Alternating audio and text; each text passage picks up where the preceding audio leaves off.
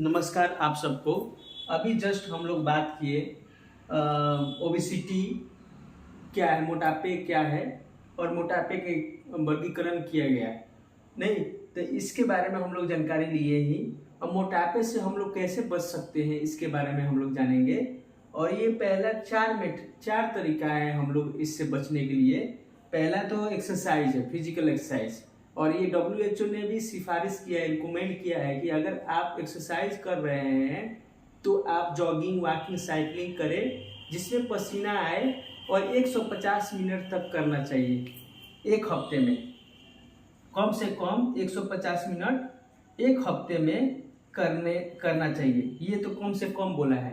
300 minute भी कर सकते हैं, लेकिन आधा घंटे आप मान के चलिए रोज करेंगे तो आप स्वेट, जिसमें पसीना भी आएगा, तो आपका फिजिकल एक्सरसाइज के कारण से आप मोटापा नहीं होगा आपको। और साथ साथ हेल्थ एजुकेशन कितने को इस मोटापे को कैसे कम करे, क्या खाना खाना चाहिए और कैसा खाना खाना चाहिए, खाने में क्या क्या होना चाहिए, तो जिसको हम लोग संतुलन भोजन बोलते हैं, बैलेंस डाइट बोलते हैं।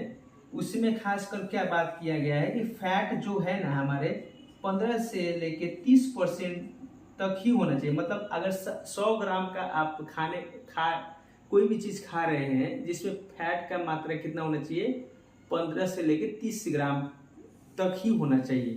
तो ये एक है। जैसे कार्बोहाइड्रेट का कितना होना चाहिए, 65 से लेके 80 ग्राम प्रतिशत, मतलब 80 ग्राम तक ही होना चाहिए। और प्रोटीन का 7 से लेके 10 या 15% होना चाहिए, 15 ग्राम तक होना चाहिए, मतलब जिसे हम लोग संतुलन भोजन बोलते हैं, बैलेंस है। तो ये भी जानकारी होना चाहिए। अब कोई ज़्यादा ही चर्बी या ज़्यादा ही आपके वसा युक्त खाना खा लेते हैं, जिसके कारण से उनको चर्बी बढ़ने के कारण से, कोलेस्ट्रॉल बढ़ने के कारण से मोटापा हो जाती है।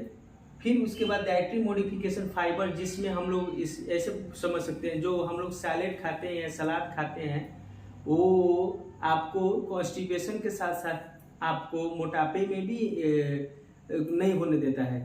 कैसे? जैसे कि आप खाएंगे तो आपको भूख नहीं लगेंगे और आपको पेट भरा भरा जैसा ही महसूस होगा, जिस कारण आप ज़्यादा खाना नहीं खाएंगे, और जो भी 5-6 बार खा रहे हैं उसमें कम कर देगा। तो इस वजह से भी ये मोटापा कम कर सकते हैं हम लोग। और एक तो लास्ट विकल्प क्या है कि अगर दवा चलाएं डॉक्टर के सलाह के हिसाब से, तो दवा से भी हम लोग कंट्रोल कर सकते हैं। लेकिन ये जो एक्सरसाइज, हेल्थ एजुकेशन और डाइटरी मॉडिफिकेशन या फाइबर हम लोग इंक्लूड करेंगे अपने खाने में जो, और एक्सरसाइज करेंगे तो उससे बहुत प्रभावकारी होगी। ये मेडिसिन और सर्जरी तो लास्ट ऑप्शन होता है, जो डॉक्टर के सलाह अनुसार ही कर सकते हैं हम लोग। तो ये सब ध्यान रखेंगे तो हम लोग मोटापे को कम कर सकते हैं।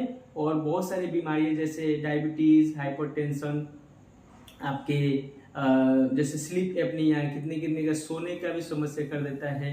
खराटे आते हैं जो आपके ब्लड में जो कोलेस्ट्रॉल की मात्रा बढ़ाने देने की वजह से क्रोनिक हार्ट डिजीज भी हो जाती है।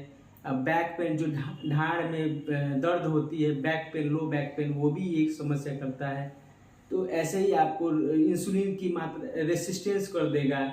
जैसे किसी को चीनी का रोग है, मधुमेह रोग है, तो उनको जो इंसुलिन का बैलेंस करते हैं हमारे शरीर में, वो भी कम कर देंगे। प्रतिरोध हो जाते हैं, वो काम ही नहीं करेगा। इस वजह से भी बहुत सारे बीमारी हो जाते हैं। तो ये सब ध्यान रखेंगे तो हम लोग मोटापे को कम कर सकते हैं। इतने ही अभी के लिए धन्यवाद आप सबको।